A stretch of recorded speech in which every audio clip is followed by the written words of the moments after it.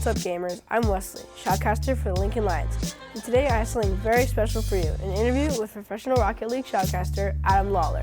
Before we talk to Adam, I just want to give you an idea of some of the work Adam does. What? It's gonna be Are you kidding me? He bounces that one over everybody. What is this pass play? Dapper playing it up, follows it up, and then a doink over both defenders to upper 9. Are you kidding me? Towards the other side, a nice touch from Lachinio. It's gonna drop in, and there's the lead for iByPower. Look at these rotations coming out. Over Zero having complete faith in his team, and Lachinio flying across the screen with a beautiful touch on that nose to chip it over this entire flip side. iByPower needs to just stay alive. Defense coming out from this iByPower team. Defense and iByPower, not things you usually talk about at the same time. He's carrying it. They can put it in! That no matter who they go up against it's going to be close. I mean, you're talking Cloud9, the powerhouse from NA. They brought to 4 and 2 overtimes in that series. It's like, you can't take them lightly, and hopefully Galeforce doesn't do that. First team to it's going to be Method playing it into the corner over to his teammate. Stop out, demoed out. Allows this Galeforce team a 1v2 situation, trying to assert dominance on that back end, but then you get it back. Turbo and K-Dop working together. By Magnus and flung across to the other side of the field.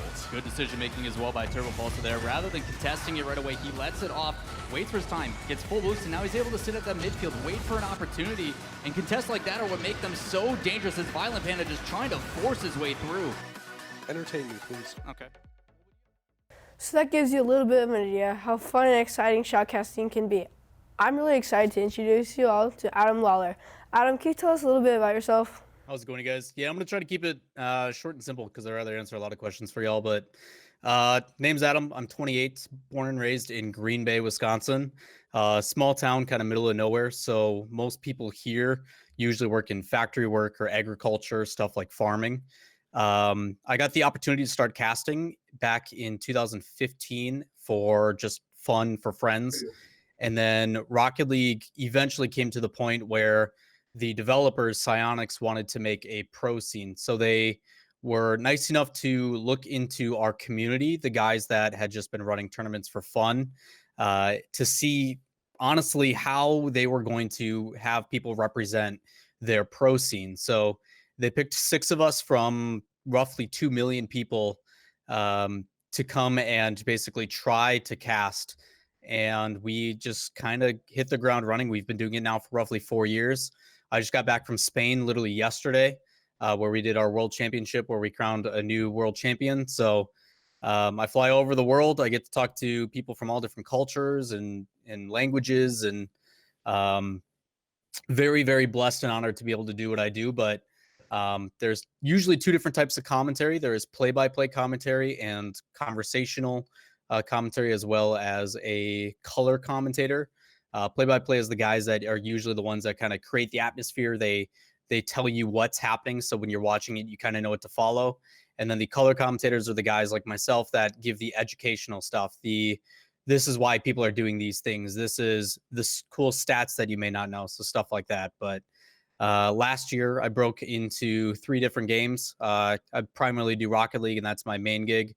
But then I also do the Battle Royale genre, like your PUBG, your Apex Legends, as well as Fortnite. So that's been new over the past year, but I do anything from that to motivational speaking to streaming on my live channel. So a little bit of everything. Keep myself busy. And thanks again for spending the time to be with us today. What do you enjoy most about shoutcasting? First time I did a live event, I call that you guys actually watched the video that they played at the very beginning. When I did that call, after it happened, you're talking a crowd of 400 or 500 people all get off. They jump up in their chairs and they start cheering and applauding, and they're really excited. That feeling is very hard to describe if you've never experienced it. You being a part of a very special moment in history, depending on whether it's a certain play in the game or what it may be. So for me, it's a very hard to describe feeling that you get, where you're directly a part of something bigger than yourself. So for me, a lot of the reason I enjoy it is because honestly, it's really fun. Getting to talk about a video game is not something I thought I'd saw myself doing. but getting to share that experience with a bunch of people that also enjoy that game, whether it be my coworkers or the people in the community. That's why I enjoy it. I have a lot of fun just talking about the game and getting to bring special moments to people who are watching it as an audience or as an entertainment factor. Definitely, yeah. It's got to be a rush. What's the biggest event we shoutcasted for? Biggest one I technically just did was in Madrid, Spain. I did that literally this past weekend on Friday, Saturday, and Sunday. And we had just shy of 300,000 people watching, which equates to about 4 million people that watched it like uniquely. But the biggest event for me personally was when I did E-League. E-League is a production put on by Turner Sports, which are the same people that do a lot of television shows that you guys watch, stuff like Cartoon Network and everything. It's out of their studio in Atlanta, Georgia.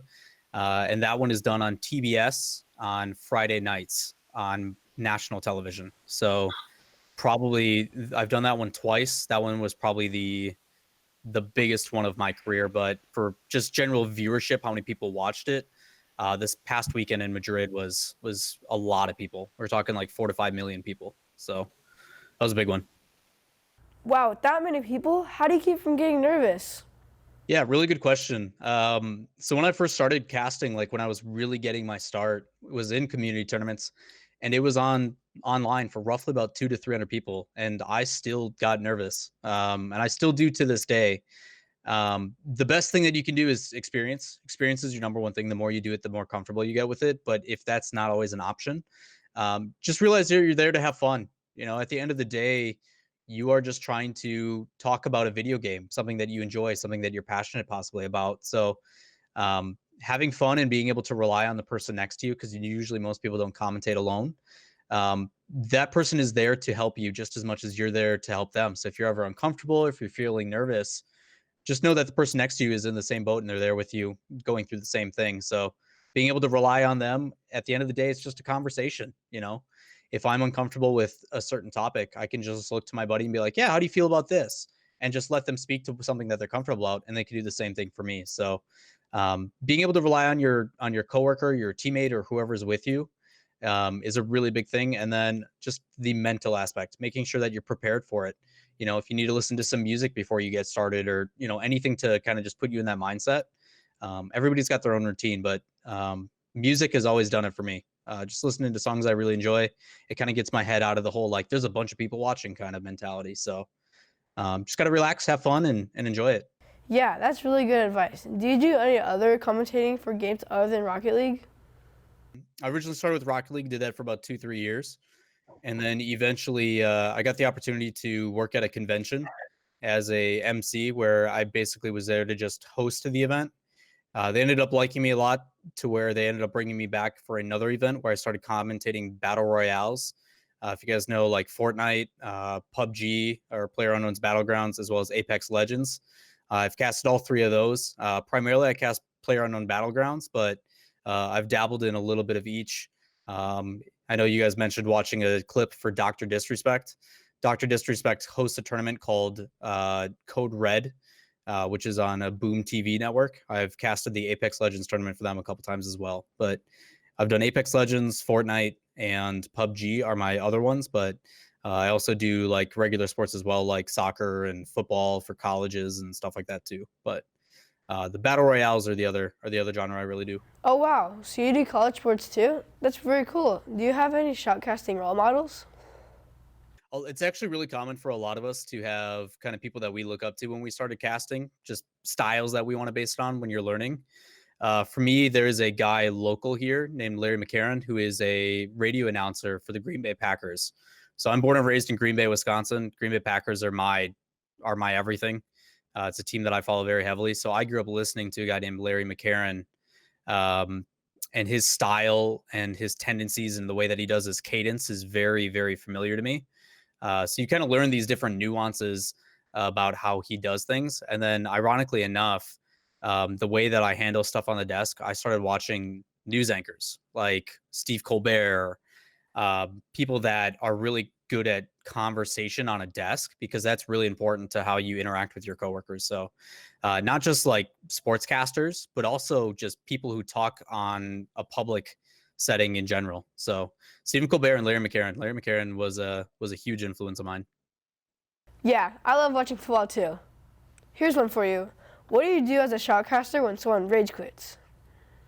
In our professional scene, we've had guys that like stop playing out of frustration. But we've never had anybody like actually leave. They can actually, in the professional scene, it's part of their contract that if they don't complete or compete to the fullest of their abilities, they can actually get fined because they are being paid to play. So very rarely do you see it at the pro scene, but I've done community tournaments and stuff where people have definitely rage quit before. And usually you just have to kind of focus on the positives about how the other team is playing so well that the other people have decided to give up. So always got to paint it in a positive light. Yeah, that's a good strategy. I like that idea. Adam, what do you think are some of the pros and cons of gaming? For me personally, gaming kind of brought me into a place where I could connect with people on a very common level. There's definitely like a negative stigma or a connotation to gaming as a whole where people feel that it creates violence and that it's bad for you and all this kind of stuff. And anything can be if you don't do it in moderation. If you game too much, obviously there's negative impact. But for me personally, it gave me a place where I felt like I belonged. I was not a popular kid in school growing up. I was kind of an outcast. So it gave me a lot of my really good friends. It got me more social, got me more active. And it also gave me a career, not something I expected, but I'm now able to make something that was my passion, something that I was really, really enjoying, and it made it my job. So gaming itself, I think for a lot of people is kind of an escape from kind of real life problems. And even though it shouldn't be something that you ignore, but gaming in general has really given people that normally don't really get along with some a place to kind of connect and react. On the negative side of gaming, if you do it too much, there's a lot of people that neglect certain things that are really important. But very rarely do I actually see negative impacts towards gaming as long as it's approached the right way. There is definitely the online aspect if you're playing with people online where you don't have the ability to control what they say and do. And as you guys kind of saw in the intro about how that can negatively affect you and how you react to certain situations, like some of the big guys like Shroud and Doc, and how they let their emotions kind of get the best of them. And because of that interaction, sometimes it can have a negative impact. It's just, you got to understand the situation and how to handle it correctly. So for some people, the gaming can definitely have a negative impact, but for the most part, it's really positive in a lot of people's lives. Really good question. Thanks for sharing that with us. I know the Esports League has been a positive influence for us here at AESD. Let me ask you this though, how do you go about preparing for an event? So for every commentator, this is a little bit different. Everybody has their own kind of ritual or routine to get ready. For a lot of us experienced guys, it is kind of just like another day at the office. So ironically, I do just kind of walk in and sit down and hang out because you want to be as comfortable as possible, right? Like anytime you're on camera, if you're not genuine, if you are nervous, if you're, just not comfortable with what you're doing, people will notice. Anytime that you get in your own head, the general audience watching is going to be able to tell. So it all comes down to just having fun. You're there talking about a video game at its simplest state. So to me, that's really fun. It's enjoyable. It's what I do with my friends throughout the day. So the only difference is now there's cameras and there's a lot more pressure with it. So the ways that I get over that is one experience. The more you do it, the better that pressure is going to go away.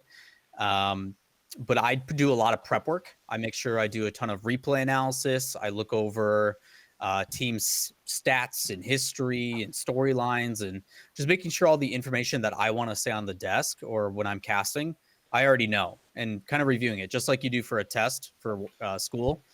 You gotta work hard. You got to study. You got to make sure you know your information. So when you take the test, you can pass. So it's very similar in that sense. The nice thing though, is I can use my notes on my test. So I can put out a bunch of documents. I can type up all my notes and everything I need, and then I can bring that on the desk with me. So a lot of replay analysis, a lot of note taking and going over historic information. And then I usually have certain types of music that I listen to kind of get myself in the mental state that I want to be before I go on. But the day of, it's just a matter of hanging out with the guys and just getting in a good mental state and getting ready to have some fun. Because at the end of the day, I'm very lucky that I love what I do. And if I'm not having fun, then what's the point? So Yeah, totally. I agree. What do you think every team needs to be successful? more than anything, probably chemistry. A lot of teams, doesn't matter how good you are, doesn't matter how talented you are, how good you are at shooting. If you're not friends out of the game as well as in the game, it's very difficult to be successful because there's going to be times where you have to handle adversity. You know, say you lose, right? You still need to be able to get along with those people to talk and interact, because in those tough times, those are the people that you have to rely on. So having some sort of chemistry and just being friends inside of the game as well as outside of the game is a really big deal. And sometimes that's stuff that just may not work out. There's a lot of times in our pro scene where our pro players will be put on a team because of the way that their play styles match up. But then we end up finding out they disband or they break up because they just don't get along. So very common is just not having that kind of chemistry. So chemistry is a big deal, and it's not something you can really teach. Very wise words. I know a lot of our teams are friends outside of Rocket League. Do you have any advice on how we can improve at being shoutcasters? The best way is getting used to your own voice. A lot of people kind of get nervous about hearing themselves, and that's what causes that kind of hesitation.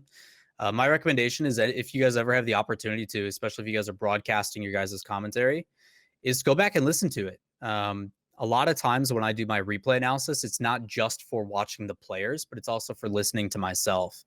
Learning your tendencies, learning things that you have that are crutch phrases.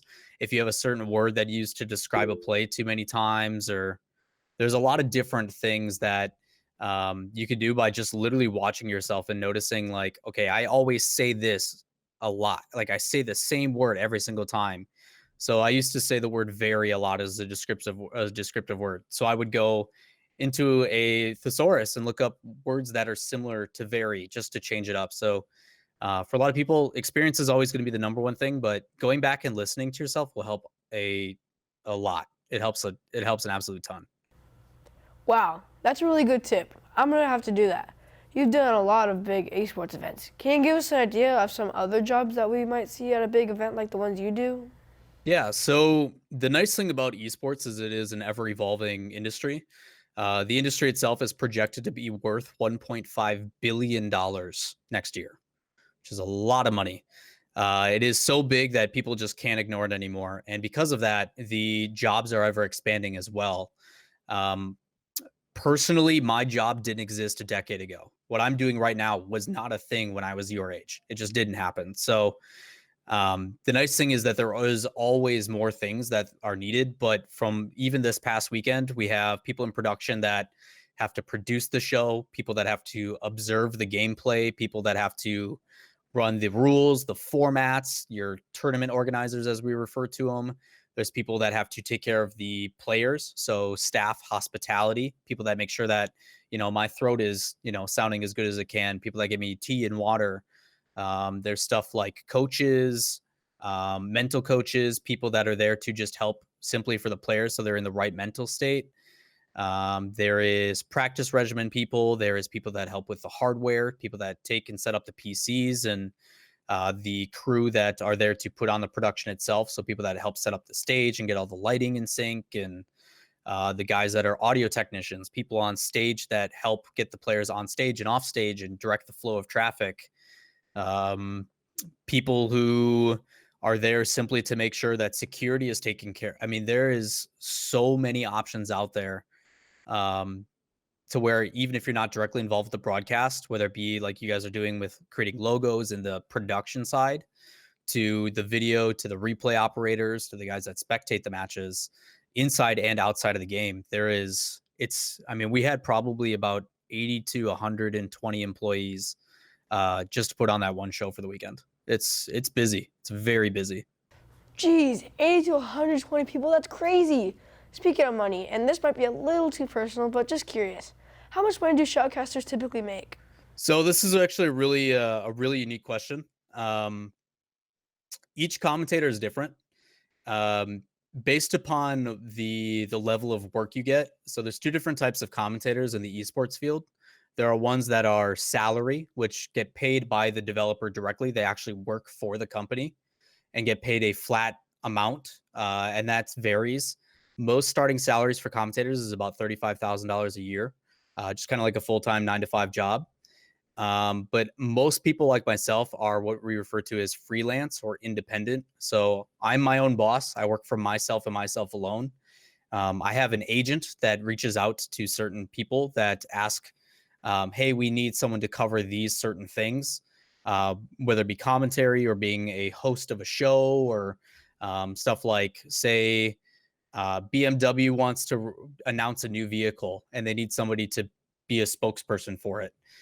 Sometimes they'll hire me to go to that event and talk about all the new stats and all the new features of the car. So I'm freelance. I get hired on a gig to gig basis. So like right now, I'm not at an event. I'm not working. So I'm not getting paid. And then the people that do it like I do get paid a day rate. So I get paid to be in rehearsals. I get paid to travel. And then I also get paid to be actually on the show. And those prices vary based upon what level the event it is, how often it happens. There's a lot of factors that go into it. And usually my agent is the one that negotiates all that stuff. A good freelance talent, someone that works a lot, can make over 6 figures a year. But figure the average is anywhere from 35,000 to 70,000 a year, depending. But a lot of it is based upon having a very regular gig.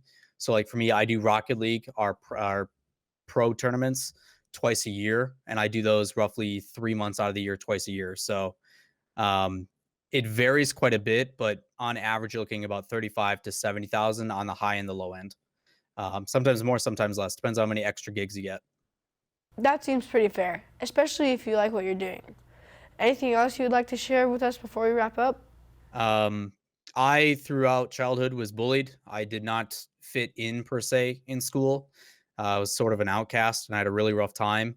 But video games were kind of my escape. And for a lot of the negative connotation that video games get, they're a really good place for people to connect and get along and share.